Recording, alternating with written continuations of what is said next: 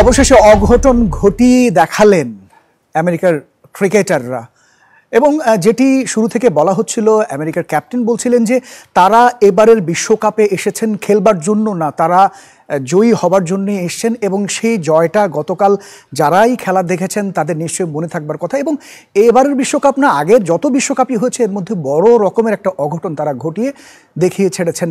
তা যাই হোক না কেন, আজকের দিনটা পেরুলে কালকে আবার আমাদের বাংলাদেশের খেলা। বাংলাদেশ এই মুহূর্তে কিছুটা পিছিয়ে থাকলেও বাংলাদেশেও কিন্তু একই রকম প্রত্যাশা, হয়তো বাংলাদেশও সেরকম অঘটন ঘটাতেও পারে। আমরা সেই প্রত্যাশা রেখে শুরু করতে চাই Gram Bangla tubes limited ultimate world cup, powered by Bhaiya housing, co sponsors ZSRM, Aviva finance, metal, Shahzadi hair colour, RL angle and channel আমাদের সাথে যুক্ত রয়েছেন এবং আমাদের সাথে অতিথি হিসেবে যুক্ত রয়েছেন, স্টুডিওতে উপস্থিত রয়েছেন বাংলাদেশের এক সময়কার ক্রেজ এবং বাংলাদেশের জাতীয় ক্রিকেট দলের খেলোয়াড় মেহরাব হোসেন অপি। অপি ভাই, আপনাকে অনেক ধন্যবাদ, কষ্ট করে সময় দিয়েছেন। এবং আমাদের সাথে আরও একজন খ্যাতিমান ব্যক্তি যুক্ত রয়েছেন। আপনারা হয়তো যারা পুরনো সময়ে আপনাদের মনে থাকবে এই কথাটি যে হাতে রেশমি চুড়ি, এলোমেলো চুল, হ্যাঁ, স্কুল পালানো সেই মেয়ে, সেই গানের অন্য মানে ভোকাল বলি, জনক বলি, যাই বলি না কারণ নোভার আমাদের সকলের প্রিয় আহমেদ ফজল ভাই, আপনাকেও অনেক অনেক স্বাগত এবং ধন্যবাদ। আপনার কষ্ট করে আমাদের সাথে সময় দিয়েছেন এবং যথারীতি আমাদের সাথে ফ্যান জোনে যারা রয়েছেন তাদের সাথে ছোট্ট করে একটু পরিচয় হয়ে যেতে চাই। কোত্থেকে এসেছেন এবং কি করছেন এখন, বা নামটাও বলবেন। আমি জিয়া জাফরিন, আমি স্পোর্টস ক্লাবের east West university sports club থেকে এসেছি। ওকে, থ্যাংক ইউ। নেক্সট। আমি মালিহা রহমান, আমি east West university sports club থেকে এসেছি। ওকে। আসসালামু আলাইকুম, আমি মোহাম্মদ ইয়াসিন জামান, আমি east West university sports club থেকে এসেছি। আপনারা সবাই কি ইস্ট ওয়েস্ট থেকে এসেছেন? এরপরে পেছনে একটু মাইকটা পাস করে দেবেন। আমি ঈশ্বর ইস্তাক ইস্তি, আমি east West university sports club থেকে এসেছি। ওকে। আসসালামু আলাইকুম, আমি আনুষ্কা ইসলাম, আমি east West university sports club থেকে এসেছি। আচ্ছা। আসসালামু আলাইকুম, আমি Ahsan Habib, east West university sports club থেকে এসেছি। তার মানে 6 জনই ইস্ট ওয়েস্ট ইউনিভার্সিটি থেকে এবং স্পোর্টস ক্লাব থেকে। আপনারা কি ক্রিকেট খেলেন? জি। মানে আমি মেয়েদেরকে জিজ্ঞেস করছি, আপনারাও খেলেন? এখন খেলেন না, এখন শুধু দেখা হয় আর বাকিদেরকে চিয়ার করা হয়, তাই তো? ওকে, আমরা আপনাদের সাথে নিশ্চয়ই আলাপ আলোচনা করবো আমরা।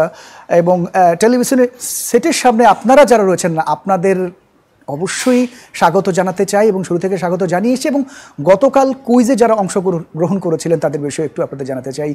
আমরা প্রশ্ন রেখেছিলাম T20 বিশ্বকাপে ভারতের অধিনায়কের নাম কি, এবং খুব সহজ একটা প্রশ্ন। এ ছিল রোহিত শর্মা এবং বিরাট কোহলি। হ্যাঁ, তো সঠিক অ্যান্সার যিনি দিয়েছেন তার নামটা আমরা এখনই ঘোষণা করতে চাই। তিনি বগুড়া থেকে মোহাম্মদ শিবলি ফয়সাল। অনেক অনেক স্বাগত এবং আপনার পুরস্কারটি যথাসময়েই আপনি পেয়ে যাবেন। এবং অবশ্যই নিয়মিতভাবে আমাদের প্রোগ্রামটি চলবে, বিশ্বকাপ যতদিন চলবে আপনারা অংশগ্রহণ করতে থাকবেন। এবং আজকের কুইজটিও সেই সাথে আপনাদের বলে রাখতে চাই, আজকের কুইজটি হচ্ছে পাকিস্তান বনাম যুক্তরাষ্ট্র ম্যাচে প্লেয়ার অফ দ্য ম্যাচ কে? এ হচ্ছে অ্যারন জোন্স এবং বি হচ্ছে আমরা মনান প্যাটেল। একটু আপনারা যত বেশি তত আপনার মোবাইলের মেসেজ অপশনে গিয়ে WC স্পেস দিয়ে A অথবা B লিখে আপনি পাঠিয়ে দিবেন 26969 এই নাম্বারে। যেমনটি বলছিলাম, যত খুশি তত আপনি পাঠাতে পারেন এবং উত্তর পাঠানোর জন্য একেবারেই শেষ সময় হচ্ছে আগামীকাল, অর্থাৎ কালকে দুপুর 2টা পর্যন্ত। এবং সর্বোচ্চ উত্তরদাতা যিনি, তিনি পাবেন 1000 টাকার মোবাইল রিচার্জ। আপনারা অংশগ্রহণ করবেন, অনেক অনেক ধন্যবাদ। আমরা আলোচনায় চলে যেতে চাই। মেহরাব হোসেন অপি ভাই, আপনাকে দিয়ে শুরু করতে চাই। আজকের দিনটা পেরোলে আমাদের সেই মাহেন্দ্রক্ষণ অর্থাৎ বাংলাদেশের খেলা শুরু হবে। একটু বাংলাদেশের খেলার আগের যদি একটু পেছনের দিকে আসি, সম্প্রতি জিম্বাবুয়ের সাথে খেলা হলো এবং এই যে আমেরিকার কথা বলছিলাম, পাকিস্তানকে হারিয়েছে, আমেরিকার কাছেও প্রস্তুতি ম্যাচে হেরেছে। তো এই যে এখনকার যে কম্বিনেশনটা আপনার কাছে কি মনে হয়, তারাও কি সেই সামর্থ্য রাখে কিনা, বা ওভারঅল বাংলাদেশ দল নিয়ে যদি একটু বলেন? দেখুন, প্রথমত বিশ্বকাপে যাবার আগে যে দলটি গঠন করা হয়েছে, আমার কাছে মনে হয় যে বাংলাদেশে সেরা যে 15 জন খেলোয়াড় আছে তাদেরকে নিয়ে দল গঠন করা হয়েছে। নিঃসন্দেহে হয়তো পারফরমেন্সটা সেরকম আমরা যেরকম আশানুরূপ পারফরমেন্স চেয়েছিলাম সেরকম হচ্ছে না, কিন্তু বাট এই প্লেয়াররাই কিন্তু একটা সময় কিন্তু দলকে কিন্তু এগিয়ে নিয়ে গেছে এবং ভালো পারফরমেন্সও করেছে। কিন্তু আমাদের খারাপ যেটা হচ্ছে সেটা হচ্ছে টপ অর্ডার থেকে রানটা হচ্ছে না, কিন্তু বোলাররা কিন্তু বোলারদের কাজগুলো ঠিকই সম্পূর্ণ কিন্তু করে যাচ্ছেন। টপ অর্ডারদের থেকে অনেকে আছেন যে একটু অফ ফর্মে আছেন, আমি সেটাও বলবো না। অফ ফর্মে যদি থাকতেন, হ্যাঁ অনেক লম্বা সময় ধরে তিনি রান করছেন না, তাহলে আমি বলতাম of form. On and of ফর্মে আছেন, যেমন আমরা শান্তর কথাই বলতে পারি। শান্ত যে খুব বাজে ফর্মে আছেন আমি সেটাও বলবো না, অন অ্যান্ড অফ রান করছেন, কোনো ম্যাচে রান করছেন না, এরকম কিন্তু ধারাবাহিকতা থেকে টপ অর্ডার ব্যাটসম্যানরা নেই।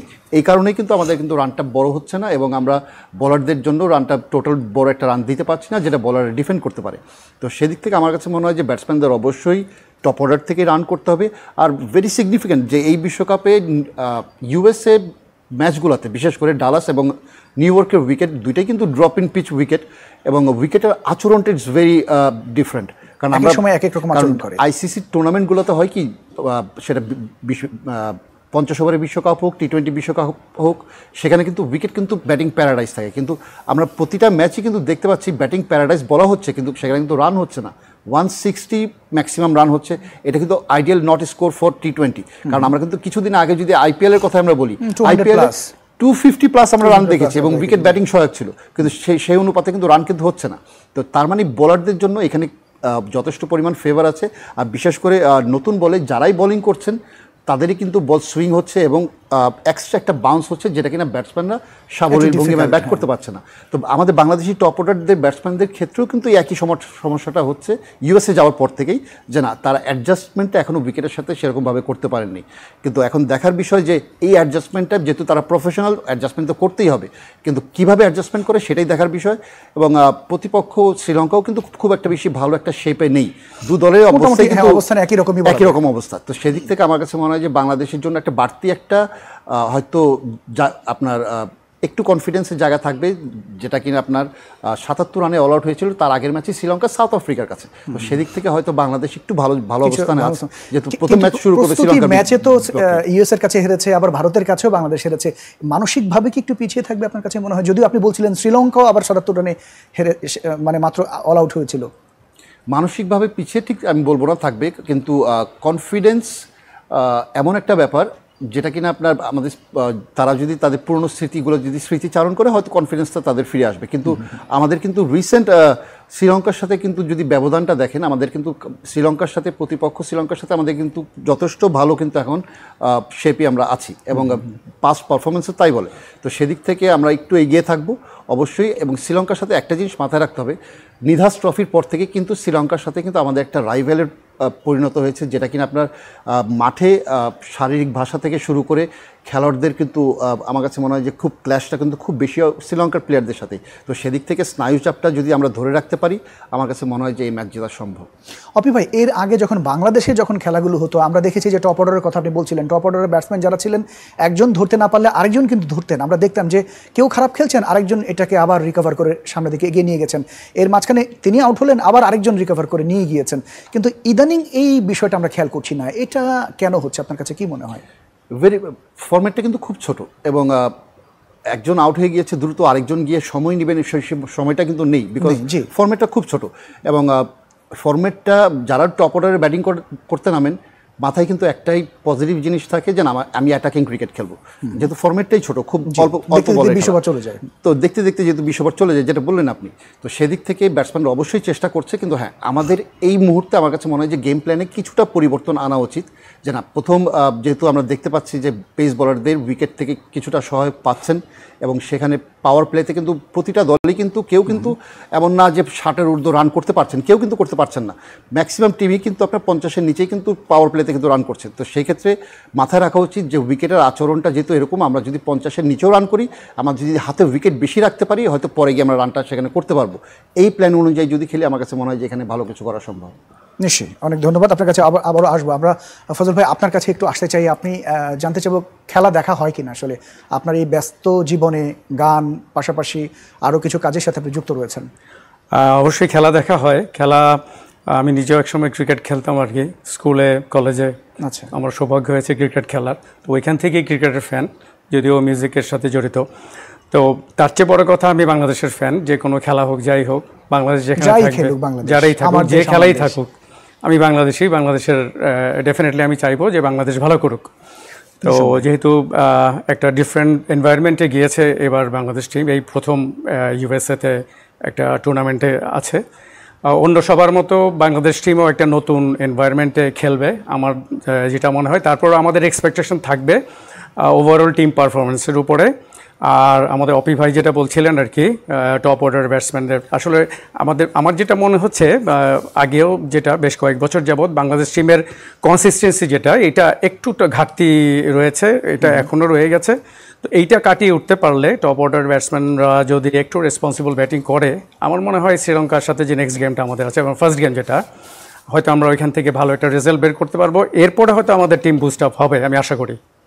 আচ্ছা আচ্ছা। এবং এবারের বিশ্বকাপ একটা মজার বিষয় হচ্ছে যে বিশ্বকাপটা এমন একটা সময় হচ্ছে, একেবারেই সকালবেলা অফিসে যাবার আগে, আবার হচ্ছে একেবারে রাতে অফিস থেকে এসে, অর্থাৎ মানে সবার দেখার জন্য একটা সময়, অবারিত একটা সময় দিয়ে দেওয়া হয়েছে। তো এই বিষয়টা কিভাবে দেখছেন আপনি? আসলে আমরা যারা ক্রিকেট ফ্যান্স যারা আছে, ক্রিকেট ভালোবাসি, আমাদের সকাল আর রাত খুব একটা ম্যাটার করে না, খুব হ্যাঁ। আর এরকম একটা টুর্নামেন্ট থাকলে আমরা সবাই চাইবো যে ম্যাচগুলো দেখি, অ্যাটলিস্ট বাংলাদেশের ম্যাচগুলো আর ইন্ডিয়া পাকিস্তানের ম্যাচগুলো। বাংলাদেশের নর্মালি এদের খেলাগুলো দেখা হয় আর কি, একটা ক্রেজ আছে। তো আমরা অবশ্যই দেখি এবং অনেকেই দেখে। আমার যেটা ফেসবুক দেখে মনে হয়, ফেসবুকে গেলে বোঝা যায় যে খেলার রাতে হচ্ছে বা ভোরে হচ্ছে বা একেবারে লেট নাইটে যে আমাদের খেলাগুলো পড়ছে খুব একটা ম্যাটার করছে আমার মনে হয় না। আমরা সবাই চেষ্টা করে দেখবেই, আমরা চেষ্টা করি। তো এই জায়গাটা যদি একটু জানতে চাই আপনার কাছে, যে বাংলাদেশ তো সবাই, আমরা এখানে যারাই আছি সবাই বাংলাদেশের ভক্ত, বাংলাদেশের ফ্যান, খুব স্বাভাবিকভাবেই বাংলাদেশে কোন অবস্থানে দেখতে চান এবারের বিশ্বকাপে? আমি আপাতত টপ 8-এ দেখতে চাই আর কি। তো এটা আমার একটা এক্সপেকটেশন সবার মতোই।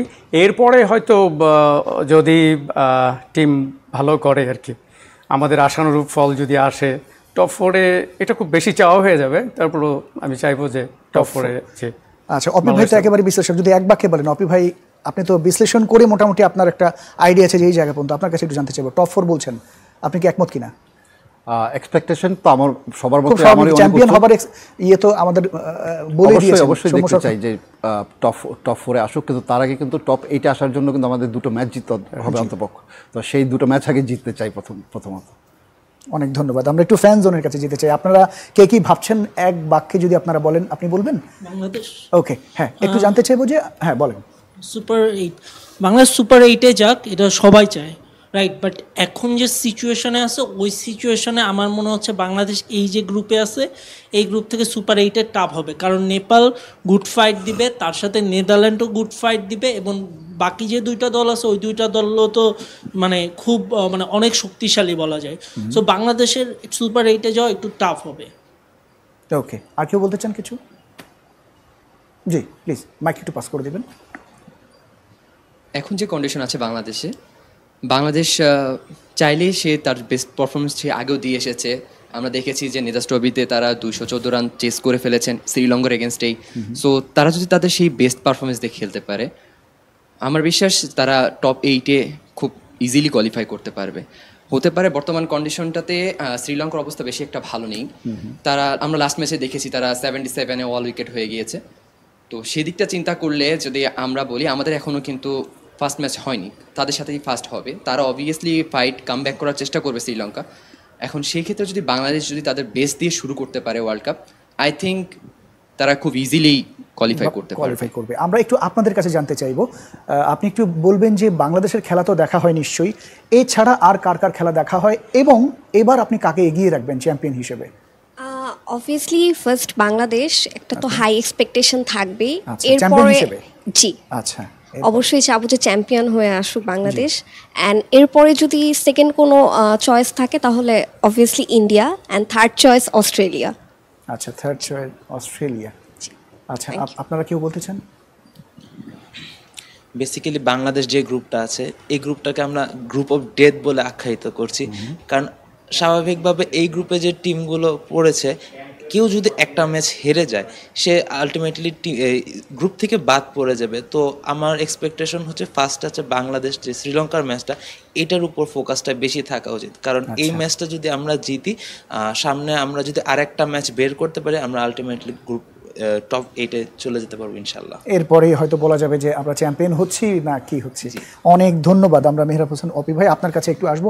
সবাই পারে, আমেরিকার কথা বলি আমেরিকা পারে, কানাডার কথা বলি কানাডা পারে, নতুন নতুন যে দলগুলো আসছে তারাও তাদের সর্বোচ্চ মেধা শ্রম দিয়ে তারা কোনো না কোনোভাবে বিজয়ী হচ্ছে। আমরা কেন পারছি না? দুর্বলতার জায়গাটা কোথায়? আমরা পারছি না ঠিক সেটা না, আমরা কিন্তু বিগত পারফরমেন্সে কিন্তু আমরা আমাদের অনেক আমি বর্তমানের জায়গাগুলোর কথা বর্তমানে অনেক ভালো স্মৃতিও আছে। তো বর্তমানে হ্যাঁ কিছুটা আপস অ্যান্ড ডাউনস পারফরমেন্স হচ্ছে আমাদের। আমরা এই টুর্নামেন্ট বিশ্বকাপ টি20টা বিশ্বকাপ শুরু করার আগে আমরা ইউএসের কাছে হ্যাঁ পরপর দুবার হেরেছি, নো ডাউট প্র্যাকটিস ম্যাচেও হেরেছি। কিন্তু আমার কাছে যেটা মনে হচ্ছে যে বাংলাদেশ এখান থেকে কামব্যাক করার মতো একটা দল এবং যথেষ্ট ভালো পারফর্মারও আছেন যারা অতীতে ভালো করেছেন। এবং যদি আপনি নামগুলো দেখেন, সাকিব আল হাসান, মাহমুদুল্লাহ রিয়াদ, লিটন দাস, নাজমুল শান্ত, তৌহিদ হৃদয়, এরা সবাই কিন্তু পারফর্মার, সবাই কিন্তু কোনো না কোনো সময় পারফর্ম করেছেন এবং বাংলাদেশ দলের হয়ে এখনও খেলছেন because of they are the best player in the town. এই কারণে কিন্তু তারা কিন্তু খেলছেন। তো আমার তাদের উপর অগাধ বিশ্বাস আছে এবং তারা টিমটাকে আবার বুস্ট আপও করতে পারবেন। কামব্যাক কিন্তু করতে হলে তাদেরকেই পারফরমেন্স করতে হবে। এবং এই ধরনের টি20 বড় একটা আসরে কিছু কি প্লেয়ার থাকে যারা কিনা আপনার সম্পূর্ণ টিমের চিত্রকে পাল্টে দেয়, যেমন কিনা আমাদের টিমে সাকিব আল হাসান আছেন, মাহমুদুল্লাহ রিয়াদ আছেন। এই দুজন সিনিয়র ক্যাম্পেইনার যদি কন্ট্রিবিউশনের জায়গা থেকে তাদের সর্বোচ্চটা ঢেলে দিতে পারেন তাহলে আমার কাছে মনে হয় যে টিমও উজ্জীবিত হবে এবং জুনিয়র প্লেয়াররাও আরও উৎসাহিত হবেন এবং পারফরমেন্সটা আরও ভালো করতে পারবেন, আমি এটা বিশ্বাস করি। আর বাংলাদেশ এমন নয় যে আমরা খারাপ করতেই থাকবো, এটা কোনো গ্যারান্টি নেই, কিন্তু বাট আমরা এখান থেকে ভালো কিছু করে ওঠা সম্ভব। বাট একটা জায়গা আমার কাছে মনে হয় যেটা আমার কন্ডিশনটা নিয়ে আমার কাছে মনে হয় যে যেমন শ্রীলঙ্কা ফার্স্ট ম্যাচ সাউথ আফ্রিকার এগেনস্টে খেলেছে, ব্যাটিংয়ে তাদের দুর্বলতা ঠিক বলবো না, উইকেটের সাথে তারা মানিয়ে নিতে পারেননি। সেম বাংলাদেশে কিন্তু প্র্যাকটিস ম্যাচগুলোতে এবং ইউএসের সাথে যে ম্যাচগুলো হয়েছে সেই ম্যাচগুলো কিন্তু বাংলাদেশ কিন্তু এই সমস্যাগুলো পড়েছিল। যেমন হঠাৎ অন্যান্য উইকেটের থেকে একটু এক্সট্রা বাউন্স আছে এই উইকেটটাতে। সামটাইমস যখন ব্যাটিংয়ে আমরা নামছি তখন মনে হচ্ছে যে বোলিং খুব টাফ, আবার যখন বোলিং করতে নামছি তখন উইকেট দেখে মনে হচ্ছে না এটা খুব ইজি উইকেট টু ব্যাট। তো উইকেটের আচরণের কারণে কিন্তু আমার কাছে মনে হয় যে আমরা ঠিকমতো আমাদের ব্যাটসম্যানরা নিজেদেরকে মেলে ধরতে পারছি না। কিন্তু তারপরেও যেহেতু লম্বা একটা টুর্নামেন্ট এবং প্র্যাকটিস করার সুযোগ পেয়েছে বাংলাদেশ, কিন্তু তারপরেও বৃষ্টির কারণে অনেক সময় ইনডোরে প্র্যাকটিস করতে হয়েছে, এই কারণে মেইন উইকেট আমরা প্র্যাকটিস করতে পারিনি। আমি অজুহাত দেখাচ্ছি না, কিন্তু তারপরেও উইকেটের সাথে মানিয়ে নিয়ে যদি আমরা ব্যাট করতে পারি, যদি আমরা সেভাবে ব্যাট করতে পারি তাহলে এখান থেকে ভালো কিছু বের করে নিয়ে আসা সম্ভব। কিন্তু আমরা যদি মনে করি যে না আমাদের হোম কন্ডিশনে আমরা যে ধরনের উইকেটে খেলি ব্যাটিং প্যারাডাইস, আমরা যে কোনো শট খেলতে পারবো, তাহলে সেটা হবে আত্মঘাতী সিদ্ধান্ত। তো সেদিক থেকে অবশ্যই উইকেটের কথাটা মাথায় রেখেই আমার কাছে মনে হয় যে ব্যাটসম্যানদের ব্যাট করা উচিত। এবং শ্রীলঙ্কা নো ডাউট তারা বাংলাদেশি ব্যাটসম্যানদের ব্যাক অফ লেন্থে বোলিং করবে, সেটাই থাকবে তাদের মূল অস্ত্র। এবং ব্যাক অফ লেন্থের বল আমাদের ব্যাটসম্যানরা যদি আমরা ভালোভাবে হ্যান্ডেল করতে পারি, আমার কাছে মনে হয় এখানে ভালো কিছু করা সম্ভব। অনেক ধন্যবাদ অপি ভাই। আমরা একটু ফজল ভাই আপনার কাছে একটু জানতে চাইবো যে ডালাসে একই জায়গায় গতকাল যে অঘটনটি ঘটিয়েছে, কি জায়গায় বাংলাদেশ আগামীকাল নামবে মাঠে, বাড়তি কোনো সুবিধা পাবে কিনা, কি মনে হয় আপনার কাছে? আসলে এই উইকেট তো একটা ফ্যাক্টর, যেটা অপি ভাই বলছিলেন, উইকেট ডেফিনেটলি একটা ফ্যাক্টর। আর বাড়তি সুবিধা দুইটা টিমের ক্ষেত্রেই হয়, হয়তো আমরাও বাড়তি সুবিধা পেতে পারি, সেম টাইম হ্যাঁ শ্রীলঙ্কাও পেতে পারে, বা আমাদের জন্য যদি ডিসঅ্যাডভান্টেজ হয় সেটা শ্রীলঙ্কার জন্য আসবে। তবে আমাদের একটু ওয়েট করতে হবে কালকের ম্যাচটা পর্যন্ত। এটা আমার ধারণা, আমাদের যদি কোনো বাংলাদেশ টিমের পারফরমেন্সের উপরে আমরা বা কিছুটা করতে চাই, তাহলে আমাকে কালকের ম্যাচটা একটু ওয়েট করে দেখতে হবে, কেন অনেক দিনের একটা গ্যাপ আর কি, ফার্স্ট ম্যাচ কালকে। এইটা পারফরমেন্সটা দেখে আমরা বুঝতে পারবো যে নেক্সট ম্যাচগুলো আমরা কিভাবে ওভারকাম করতে পারি। তো বাড়তি প্রেশার শ্রীলঙ্কার সাথে আমার মনে হয় না, কারণ আমরা শ্রীলঙ্কার সাথে বরাবর খুব একটা যে খারাপ পারফর্ম করেছি আমি মনে করি না। আমাদের টিম ভালো করবে আশা করি। তো কালকের ম্যাচের পরে আমরা হয়তো একটা শেপে ইভ্যালুয়েট করতে পারবো আমাদের টিমের পারফরমেন্সটাকে। আমার এক্সপেকটেশনটা হয়তো কালকের পরে করলে ভালো হয়। অনেক ধন্যবাদ ফজল ভাই, নিশ্চয়ই আপনাদের কাছে আবারও আসবো। আমরা একটু ফ্যান জোনে যেতে চাই এবং আপনাদের যথারীতি কুইজ, আপনাদের জন্য কিছু প্রশ্ন থাকবে। একটু নিয়মটা বলে দিতে চাই। আপনারা প্রশ্ন করবার পরে যিনি জানেন প্রথমে হাত তুলবেন। এখানে বিচারক মণ্ডলী দুজন আছেন, আপনারা দেখবেন এবং যিনি আগে হাত তুলবেন তাকেই আমরা প্রশ্ন অ্যান্সার দেবার জন্য সুযোগ দেব আমরা, এবং আপনাদের জন্য পুরস্কারও রয়েছে। আমরা প্রশ্নটা করতে চাই। প্রস্তুত তো সবাই? ছজনই প্রস্তুত? ওকে, ঠিক আছে।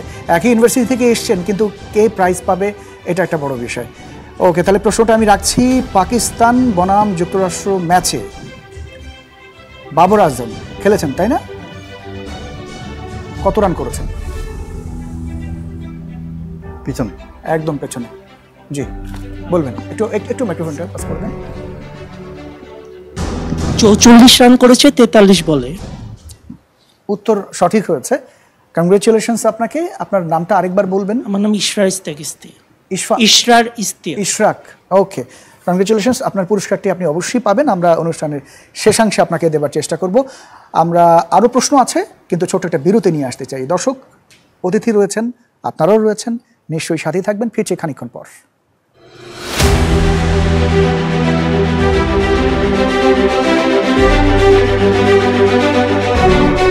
Powered by Via Housing, co-sponsored JSRM, Aviva Finance, Metal, Shahzadi hair colour, RIL Angle and Channel আপনাদের সাথে যুক্ত রয়েছেন, এবং আমাদের সাথে যুক্ত রয়েছেন সম্মানিত অতিথি হিসেবে দুজন অতিথি, বাংলাদেশ ক্রিকেট দলের সাবেক ক্রিকেটার মেহরাব হোসেন অপি, এবং রয়েছেন নোভার ভোকাল এবং গিটারিস্ট আহমেদ ফজল ভাই, এবং সেই সাথে ফ্যান জোনে 6 জন অতিথি তো রয়েছেনই। আমরা অপি ভাই আপনার কাছে এই মুহূর্তে আসতে চাই, গতকালের খেলাটা নিয়ে যদি একটু জানতে চাই, পাকিস্তান এবং আমেরিকার খেলাটার একটু জানতে চাইবো যে এই খেলাটা এমন কেন হলো যে পাকিস্তান তো ধারাবাহিকভাবে ভালোই খেলছিল, কিন্তু এবং শেষের ওভারটা একটা মানে ভয়াবহ। পাকিস্তানের কাছে তো এরকম প্রত্যাশা কেউ করে না।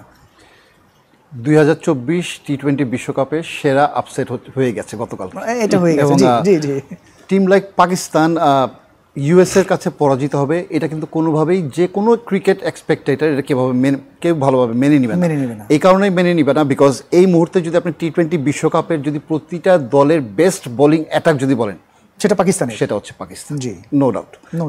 এই ধরনের পেস বোলিং অ্যাটাক, যেখানে কিনা নাসিম শাহ আছেন, হারিস রৌফ আছেন, মোহাম্মদ আমির আছেন, শাহিন শাহ আফ্রিদি আছেন, সবাই খেলছেন। এই 4 জন এই মুহূর্তে আমার কাছে মনে হয় যে বিশ্বের সেরা বোলিং অ্যাটাকদের মধ্যে এই 4 জনই থাকবেন, এবং তারা এই 4 জনই পাকিস্তান দলে আছেন। তো এই দলের বিপক্ষে একটা নবাগত একটা দল, যাদের ইন্টারন্যাশনাল ম্যাচ খেলার অভিজ্ঞতাও কম, টি-20 বিশ্বকাপ খেলার অভিজ্ঞতাও প্রথম, এবং তারা এসে পাকিস্তানের মতো দলকে হারাচ্ছে, that is something out of the world.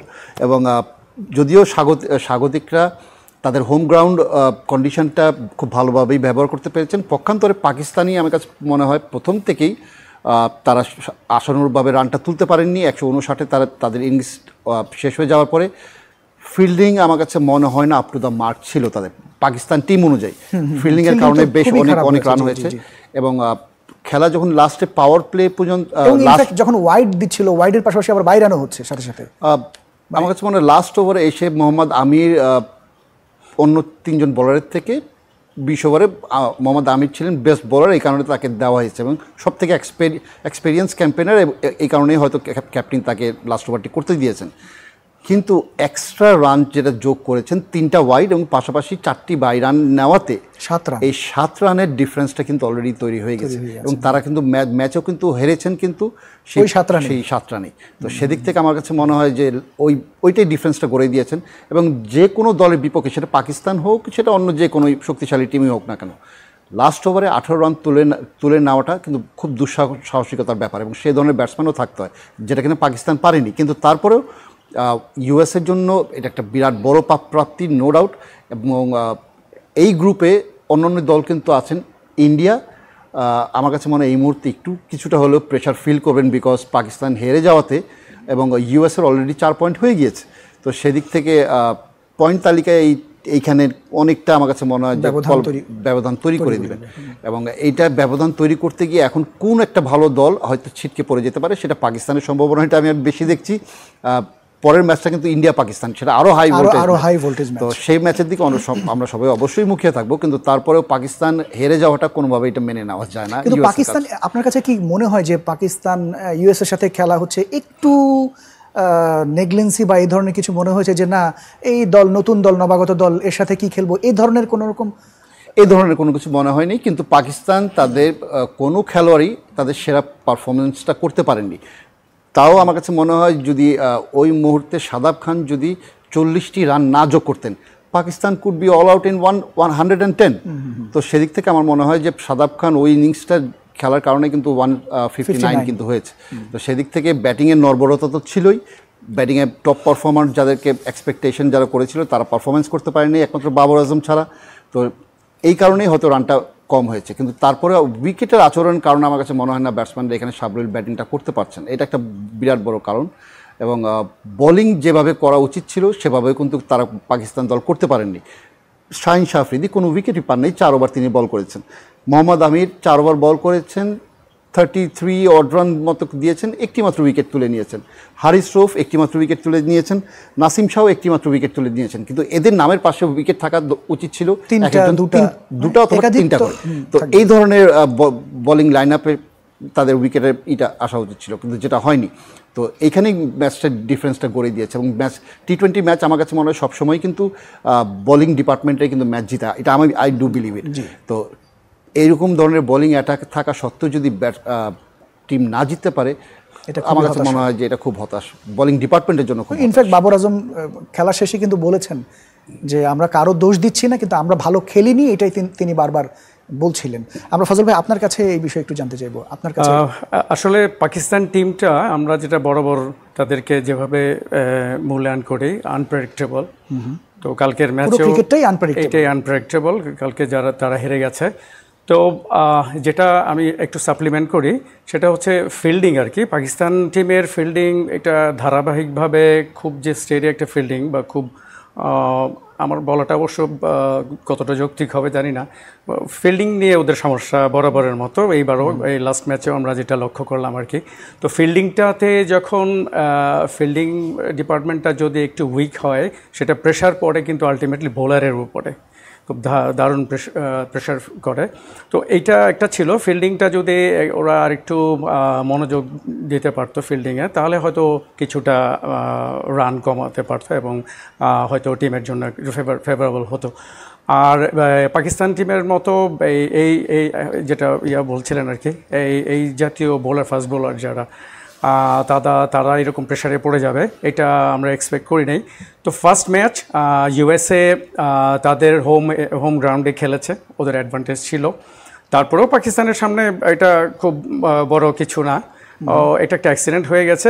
আমি মনে করি পাকিস্তান ডেফিনেটলি নেক্সট ম্যাচে কামব্যাক করবে, আশা করি আর কি। জি, অনেক ধন্যবাদ, অনেক ধন্যবাদ। আমরা ফ্যানজনের কাছে এই বিষয়ে একটু জানতে চাইবো। আমরা বলি যে একটা কথা বলে যে যা ঘটে তাই ঘটনা, সব ঘটনাই কিন্তু ঘটে না। কিন্তু ক্রিকেট হচ্ছে এমন খেলা যে জায়গাটায় সব কিছুই ঘটা সম্ভব। এই খেলা নিয়ে যদি আপনাদের কারো বলবার থাকে, গতকালকের খেলা। জি, পেছনে। আসলে কি পাকিস্তান আনপ্রেডিক্টেবল টিম, আর যেটা বলতে চাই ফিল্ডিং অনেক বাজে করছে। আর মোহাম্মদ আমিরের উপরে ভরসা রাখছে ঠিক আছে, বাট ওই সময় নাসিম শাহ বা হারিস রৌফ এদেরকে ট্রাই করলে বেটার হইতো। আর ব্যাটিংয়ে বাবর আজম বা রেজওয়ানকে যদি নামাইতো ইফতেখারের জায়গায়, এটা বেস্ট হইতো।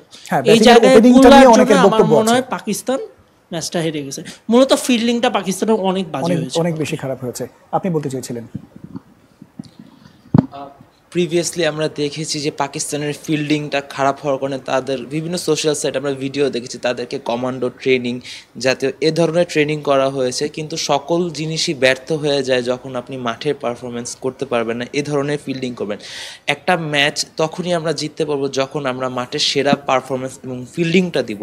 কারণ আপনি যদি দেখে থাকেন শেষের দিকে, ম্যাচ শেষের দিকে ফিল্ডিংগুলো কারণে অনেকগুলো 4 হয়েছে, সুপার ওভারে মিস ফিল্ডিং হয়েছে এবং বাইরান সহ আদার্স যে জিনিসগুলো হয়েছে সবগুলো মিস ফিল্ডিংয়ের কারণে। এই জিনিসগুলো যদি আটকানো যেত তাহলে আমার মনে হয় না ম্যাচটা সুপার ওভার পর্যন্ত গড়াতো। Right, thank you very much. আমরা এবার আপনাদের দ্বিতীয় কুইজে যেতে চাই। প্রস্তুত সবাই? ওকে, সিরিয়াস? ওকে, শুরু করছি। প্রশ্ন শুরু করলাম। নামিবিয়া বনাম স্কটল্যান্ড ম্যাচের ভেন্যু কোনটি ছিল? একজনই হাত তুলেছেন, সো তার কাছ থেকে আমরা জানি। জি, কিংস্টোন ওভাল স্টেডিয়াম উত্তর সঠিক হয়েছে। এবং আপনি মাইক নিয়ে আবার একটু বলতে হবে। Kingston oval stadium. অনেক অনেক ধন্যবাদ এবং আপনাকে আরও একবার স্বাগত। আপনি সুন্দর চমৎকার এবং সঠিক উত্তরটি দিয়েছেন। আপনার প্রাইজটি আমরা দুজনকেই দিয়ে দিতে চাই প্রাইজটি, তারপরে আমরা আবার যথারীতি আলোচনায় চলে যাব। আপনি প্রথমে আপনি আসবেন। Thank you very much. এরপরে আরেকজন। Thank you very much. Thank you. Abhi ভাই, আপনার কাছে একটু এবার আসতে চাই। 12টা খেলা হয়েছে ইতোমধ্যে। 12টা খেলার মধ্যে একটা খেলা তো পরিত্যক্ত ঘোষণা করা হয়েছে। তো এই যে 11টা খেলা হলো, 11টা খেলা আপনার কাছে কেমন লেগেছে এবারের বিশ্বকাপ বা আগের বিশ্বকাপের সাথে যদি তুলনা করেন? সবগুলো খেলা দেখা হয়নি 11টা খেলার ভিতরে, কিন্তু যতগুলো দেখেছি আমার কাছে মনে হয় যে একটি জায়গাতে আমি একটু আপসেট, সেটা হচ্ছে উইকেটের আচরণ নিয়ে। এবং আমরা কিন্তু বরাবরই কিন্তু T20 বিশ্বকাপ হোক বা মেন্স 50 ওভার বিশ্বকাপ হোক, ওয়ানডে বিশ্বকাপ হোক, আমরা কিন্তু বরাবরই কিন্তু দেখি আইসিসির ইভেন্টগুলোতে উইকেট কিন্তু ব্যাটিং প্যারাডাইস হয় এবং অনেক রান হয়। কিন্তু এই বিশ্বকাপে কিন্তু এখন পর্যন্ত কিন্তু আমরা সে ধরনের কিন্তু বড় রান দেখতে পাচ্ছি না, বিকজ অফ উইকেটের আচরণের কারণে। তো উইকেটের আচরণটা যদি আরেকটু আমার কাছে মনে হয় যে ব্যাটিং সহায়ক থাকতো, হয়তো আমরা বেশি রান দেখতে পারতাম এবং কম্পিটিশনটা আরেকটু হাড্ডাহাড্ডি লড়াই হতো। কিন্তু এখন যেটা হচ্ছে না, তো সেদিক থেকে একটু আপসেট। কিন্তু তারপরে আমার কাছে মনে হয় যে আরেকটু ম্যাচ 1-2টা হয়তো প্রতিটা দলের 2টো করে ম্যাচ যাওয়ার পরে হয়তো তারা কিছুটা সাবলীল হতে পারবেন এবং উইকেটের আচরণের সাথে তারা নিজেদেরকে মানিয়ে নিতে পারবেন। কিন্তু বাট আই ডু বিলিভ যে ম্যাচগুলো যখন আবার ওয়েস্ট ইন্ডিজের দিকে চলে যাবে সব ম্যাচগুলো, তখন আবার আমার কাছে মনে হচ্ছে যে না, সেখানে রান হওয়ার সম্ভাবনাটা বেশি। কিন্তু সেখানে কিন্তু ব্যাটিং সহায়ক উইকেট আরও বেশি ব্যাটসম্যানদের জন্য সহায়ক হবে, বিকজ অফ ঘাসের পরিমাণটা অনেকই কম এবং বাউন্সটাও নিউ ইয়র্ক এবং ডালাসে যে বাউন্সটা আছে এরকম বাউন্সটা না। তো সেখানে আমরা এক্সপেকটেশন করতেই পারি যে না, সেখানে বেশি রান হবে এবং খেলা হাড্ডাহাড্ডি লড়াই হবে। এটা আমরা হয়তো দেখতে পাবো। আচ্ছা, ফজল ভাই যদি কিছু যুক্ত করেন। আমি টেকনিক্যাল ব্যাপারটা তো হলো, আমি অন্য আমি 11টা খেলার বিষয়ে যদি আপনি বলেন, আমি অন্য দিকটা একটু অ্যাটেনশন দেই। সেটা হচ্ছে আজকে এই ম্যাচটা যদি ইন্ডিয়াতে বা পাকিস্তানে বা বাংলাদেশে হতো, তাহলে এর চার্মটা চেঞ্জ হয়ে যেত। ইউএসএ একেবারে নিউ বলা যায়, আমরা একেবারে নতুন একটা ভেন্যু, নতুন একটা দেশ। ক্রিকেটটা সেইখানে তেমন একটা পপুলার না। তো ম্যাচগুলো হচ্ছে, বাট ক্রিকেটের যে ভাইবটা, হ্যাঁ এই ক্রেজটা আমরা মিস করছি। একটা ইন্ডিয়া পাকিস্তান বা ইউকেতে হলে, যেটা অস্ট্রেলিয়াতে হলে যে ভাইবটা থাকে, সেটা আমরা মিস করছি। এটা হলো 1 নাম্বার। আর 2 নাম্বার, T20 তো ডেফিনেটলি রানের টুর্নামেন্ট আর কি। আমরা রান চাচ্ছি, সবাই এক্সপেক্ট করছে রান, বাট রানটা মিস করছি আর কি আমরা। তো এই হয়তো খেলা শুরু হয়েছে একটা পর্যায়ে যে হয়তো আমরা রান দেখতে পাবো, প্রত্যেকটা টিমের পারফরমেন্স দেখতে পাবো, সবারই 1-2টা করে ম্যাচ হয়েছে। আর হয়তো আর কিছুদিন পরে, যদিও আমি সবগুলো খেলা দেখতে পারি নাই। তো ওভারঅল আমার কাছে আপনি যেটা বলেছেন সেটা কারেক্ট। ম্যাচ রানের রেটটা কম থাকাতে মানে টুর্নামেন্টের যে মূল আকর্ষণ যেটা আমরা মনে করি সেটা অনেকটাই কম আর কি। তো আর কিছু ম্যাচ হলে আমরা হয়তো সেটা ফিরে পাবো। এরপরে সুপার 8-এ তো ডেফিনেটলি আমরা ভালো কিছু আশা করব, ভালো ম্যাচ আশা করব, আমাদের সেই উত্তেজনাটা ফিরে আসবে অবশ্যই। আচ্ছা, একটু এগিয়ে যদি আমরা যাই, যে আমরা এবারে সুপার 4-এ আসলে আমরা প্রথমে আলোচনা করছিলাম কোন কোন দলগুলোকে আমরা এগিয়ে রাখতে পারি। আমরা অপি ভাইকে দিয়ে শুরু করব না ফজল ভাইকে দিয়ে শুরু করব? আমার কাছে যেটা মনে হয়, মানে আমি লাস্ট পারফরমেন্সগুলো ক্রিকেটের অন্য যে টুর্নামেন্টগুলো এবং লাস্ট 2-3 বছরের ইয়াতে, আমার কাছে আমার এক্সপেকটেশন হচ্ছে নিউজিল্যান্ড ফার্স্ট, এরপরে অস্ট্রেলিয়া, এরপরে ইন্ডিয়া, পাকিস্তান। এটা আমি এই 4টাকে রাখতে চাই আর কি। মেবি অনেকে ডিফার করতে পারে, অবশ্যই ডিফারেন্স অফ ওপিনিয়ন থাকবে, বাট আমার এক্সপেকটেশন হচ্ছে এই 4টা। ওকে, আমরা অপি ভাই আপনি যদি একমত কিনা? হ্যাঁ, কয়েকটা টিম ঠিক আছে, কিন্তু আমার কাছে মনে হয় যে Australia, England, India, Afghanistan. Australia, England, India, Afghanistan. বাংলাদেশকে আপনি? It's very tough to call, because প্রথম সুপার 8-এ আসতে হবে, সুপার 8-এর থেকে আবার সুপার 4-এ আমার কাছে যাটা মনে হয় বাংলাদেশ দলের জন্য এই মুহূর্তে বাংলাদেশ দল যে অবস্থানে আছে, সুপার 8-এ এক্সপেকটেশন করতেই পারি, কিন্তু সুপার 4-এ যাওয়াটা খুব কষ্টকর হয়ে দাঁড়াবে। ওকে, অনেক ধন্যবাদ আপনারা যারা ফ্যান জোনে ছিলেন এবং অতিথি হিসেবে যারা যুক্ত রয়েছেন। ফজল ভাই, আপনাকে ছাড়ছি না, আপনার কাছ থেকে আমরা একটা গান শুনবো এবং অতিথি যারা রয়েছেন, দর্শক যারা রয়েছেন তাদের কাছে একটু বিদায় নিয়ে আসতে চাই। দর্শক, এই ছিল আজকের Gram Bangla tubes limited ultimate world কাপে, এবং অতিথি যারা আমাদের সাথে যুক্ত ছিলেন তাদের সকলকে ধন্যবাদ। আপনারা যারা আমাদের সাথে যুক্ত ছিলেন আপনাদেরকে অনেক অনেক ধন্যবাদ, এবং আগামীকাল এই সময়ে আবার নতুন অতিথি নিয়ে আবারও হাজির হব। সেই পর্যন্ত সবাই ভীষণ ভালো থাকবেন। আমরা ফজল ভাইয়ের গান শুনবো। ধন্যবাদ আপনাকে, চ্যানেল 24 দর্শক সবাইকে ধন্যবাদ জানাচ্ছি। যে গানটা দিয়ে আমাকে পরিচয় করে দেওয়া হচ্ছিল সেই গানটাই করি স্কুল পলাতক মে। রোদে চলা শিউলি তলায় গোহায় তোমারই পথ চেয়ে দিন কেটেছে, এই চোখ যত দূরে দৃষ্টি মিলায় শুধুই চোখ মোর সাথী খুঁজেছে। বুঝেও না বুঝে তুমি গেছো বহু দূর, ব্যথায় ভরা তুমি নাই তুমি নাই তুমি নাই বাসরে, কত ফাগুন যায় বলো কি করি, তুমি নাই তুমি নাই তুমি নাই বাসরে, কত ফাগুন যায় বলো কি করি। রেশমি চুরি হাতে এলো মেলো চুল, স্কুল পলাতক মেয়ে করেছে ব্যাকুল, দুরু দুরু কাঁপে বুক যদি দেখে হায়, এভাবে কি তার সাথে প্রেম করা যায়।